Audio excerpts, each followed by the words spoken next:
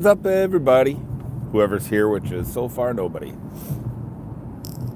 and may not be anybody my whole ride. That's okay. Let's get adjusted here, driving to work, and just thought I would hang with y'all, talk a little bit of smack, do a little smack talking on my morning drive. As of 6:52 this fine morning, which is the 22nd of November, 2022. Gold prices are at $1,748.18. Silver is at $21.25. Platinum is at $998.22. Palladium is at $1,880.96. All in the green. All in the green. If you care about that sort of thing, go ahead and smash the like button. So it is 6:53 in the morning. I am on my way to work. I've got about 30 minutes left on my drive, and I thought, what better way to spend it than all of my friends in the silver, gold, and numismatic stacking community. Not sure I really have much of a topic or really anything to say in the news. I could speak a little bit more on the new NGC 10-point grading system. My last live stream, I talked about that and how excited I am for it. A study of it, I am less excited because at this point you cannot submit to them. They are only going to sell coins through selected retailers in the NGCX slab. So that is disappointing. I am hoping that that changes quickly. And I think the thing that is going to change it and make it so that people can submit their own coins is whether it succeeds or not. You know, if there is wide-scale adoption through the retailers that are going to carry the NGCX slabbed coins, I think that they will quickly open it up to the open market. And if it flops, I think that it'll be one of those novelties that, you know, came and went. I hope it works. And I think that what this shows is that NGC doesn't have a whole lot of faith in this process, in going to a 10-point system. They don't believe that there's going to be widespread adoption among the numismatic community. If they did, they would open it up, I believe, and they would abandon the 70-point grading system for modern coins, which I think would just be fantastic. But it is what it is, right? It is what it is. I love the look of the slab. It looks very modern. Appropriately modern, not like, you know, I don't know, it's not too ostentatious. It very much reminds me of, you know, you can go to the NG website. It has all the details on how the grading scale is going to. I love it. I just wish that they were really demonstrating faith and opening it up to the open market. So, but I get it. That's a big investment, you know. But honestly, it's with, I said this in my last live stream, with CAC coming out, they have got to figure out a way to separate themselves. And a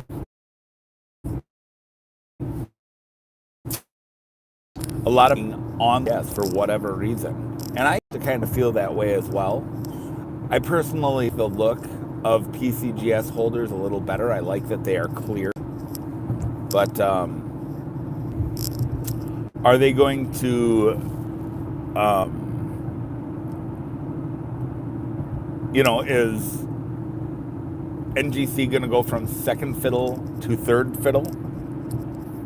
Sorry, I see comments popping up, but I keep missing them. So I will come back and revisit chat as I am able when I get to my desktop. But the you know the question is, what is CAC going to do? And when their slabs come out, do they move to the front of the line in terms of the most trusted and reliable grading service? Are they the automatic bump? Since the sticker, which I've always hated the sticker, I've made no secret of that. I think John Albanese is a marketing genius. But I think that than anyone else, trust the grading services or you can't. But there are some differences. Well, let's take something for an example here. Toners. CAC, as of now, they will not give additional points for toning. The coin is graded on the merits of the condition of the coin and its originality. The percentage of remaining luster, the amount of circulated wear, the marks on the coin. Toning gets no bump.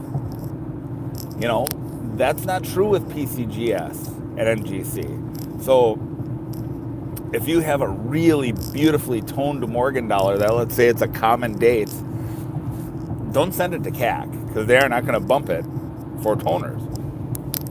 Now, are they going to have how are they going to straight grade toners? That's the question. Well, if they're going to be consistent, I would say that you shouldn't expect any kind of a star or a plus or anything for any of your graded coins that you send into them for grading that are toners. I don't think you should expect that. So every grading service has its nuances, etc. Like I said, with NGC, I just wish they were going all in NGCX. I think that would be just fantastic. I mean, if you're looking at an NGCX coin, it is a modern coin, right? So yeah, I think it's brilliant. And, they have a real opportunity here to set that 10-point grading standard for coins. And the scale is all described on their website, and it really makes sense. It's simplified, but not dumbed down, if that makes sense. It's simplified, but it's not dumbed down. So, yeah. So there's that. Silver and gold are up. What are you doing? What are you doing right now? I am still currently on the sidelines, waiting for premiums to take a dip. I don't care about spot prices. I care about premiums. I am not going to continue to... Oh, there's a cop that's merging onto the highway. So I'll know what my maximum speed here can be safely. So I will continue to stay on the sidelines until premiums get under control. So nothing has changed there for me.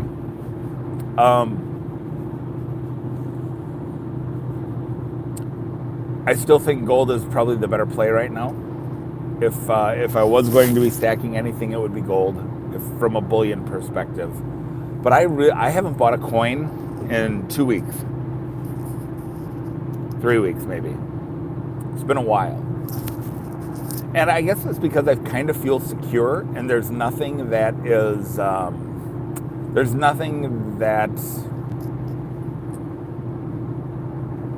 right now I have to have, I guess. So, for example, in my modern album, I am up to 2020 in the quarters, in the silver proof quarters. I do need the 2020, the half, the dime, the nickel, the penny. And then there's the reverse proof nickel that comes with that one, I believe. So, but that's also expensive. Probably $105 or something like that. So I'm going to be holding back. I'm waiting for the price to come down. I'll be looking at Black Friday, see if I can get any deals on proof sets. I don't think that's going to happen. I don't see any reason why it would happen.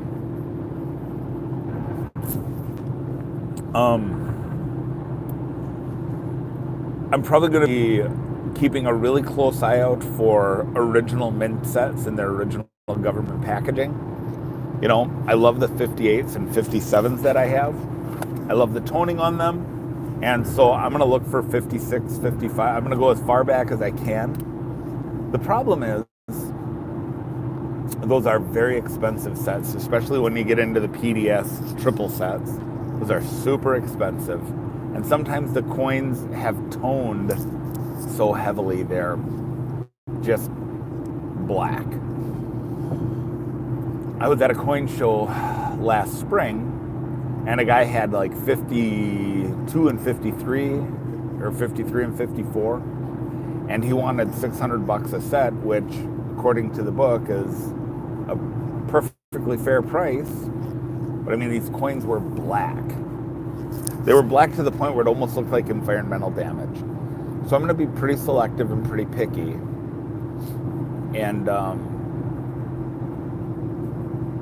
try to get some real beauty. Pajama stacking. I'm on the sidelines mainly because I missed it and faded away. Excuse me. Again, I'll come back and check your chat. And please feel free to leave comments too. Comments are a lot easier to respond to after the drive is over. So,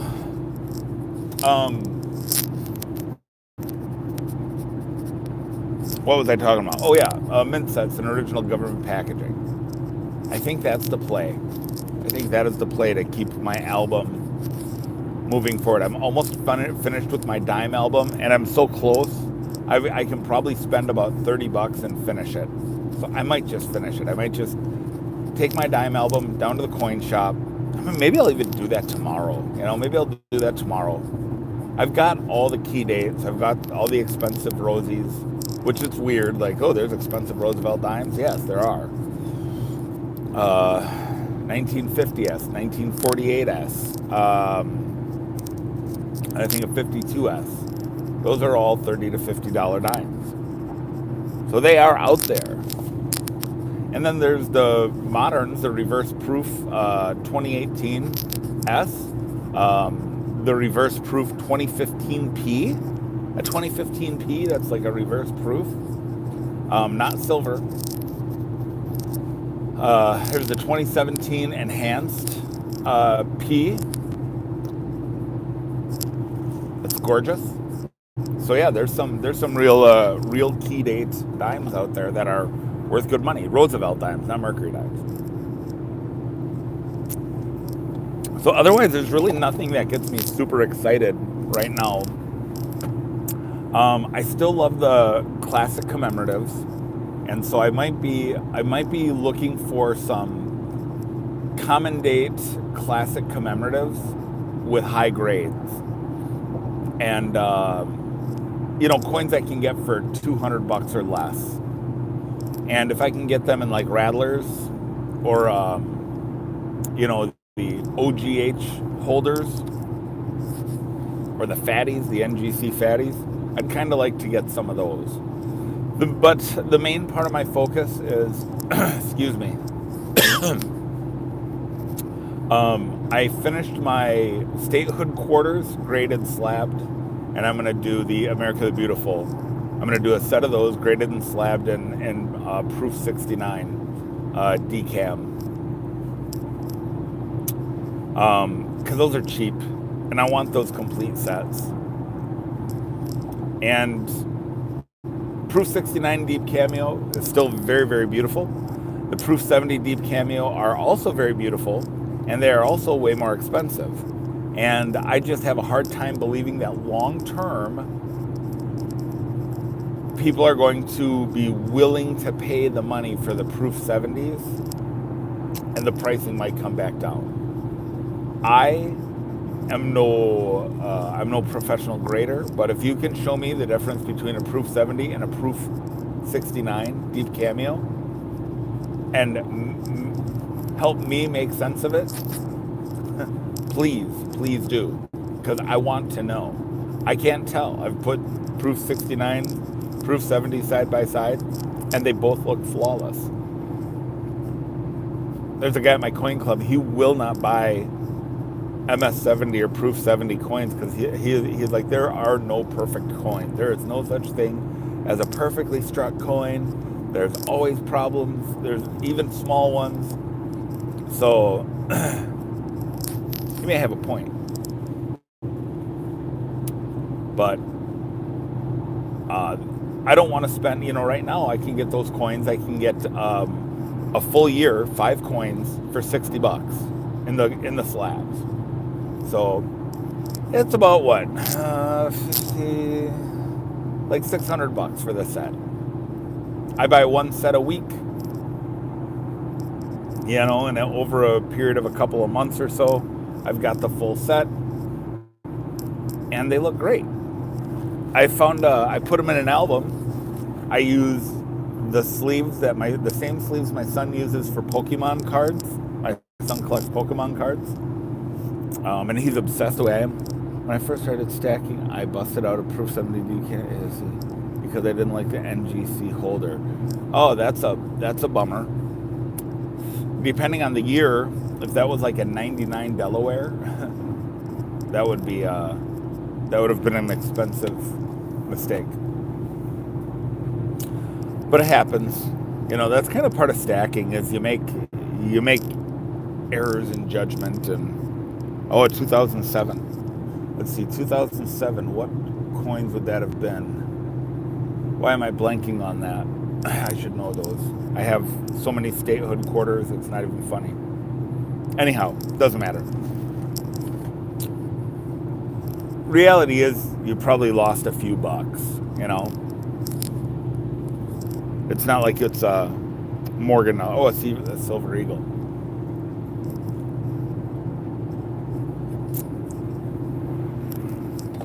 Yeah, that's a bummer. At the end of the day, though, it's still an eagle. Was it a W? I think those are the only numismatic eagles worth stacking are W's, personally. Otherwise, I leave the proofs and stuff like that alone. I mean, I'm not a big fan of eagles because of the premiums. At the end of the day, I don't know. I question that they really will hold value as a numismatic, but what do I know?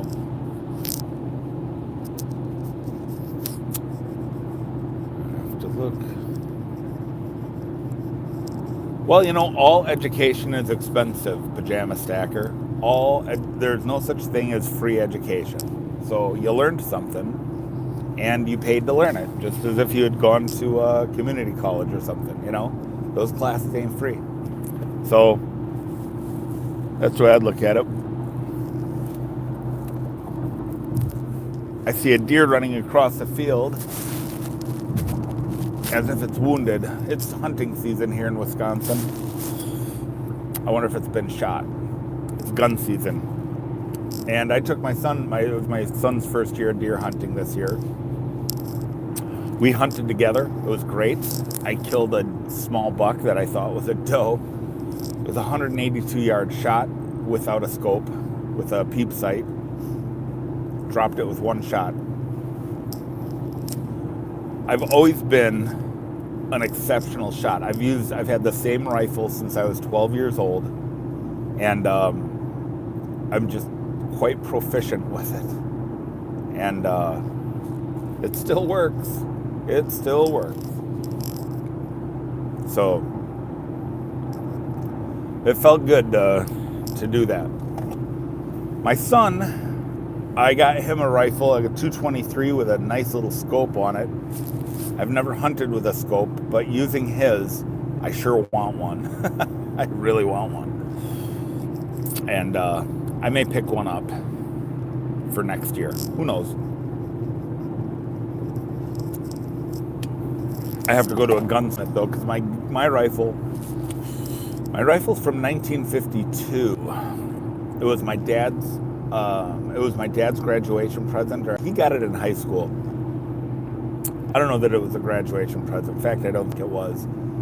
But he got it in like 1963 or 1964. He hunted with it until my older brother was old enough to hunt. He used it for a couple of years.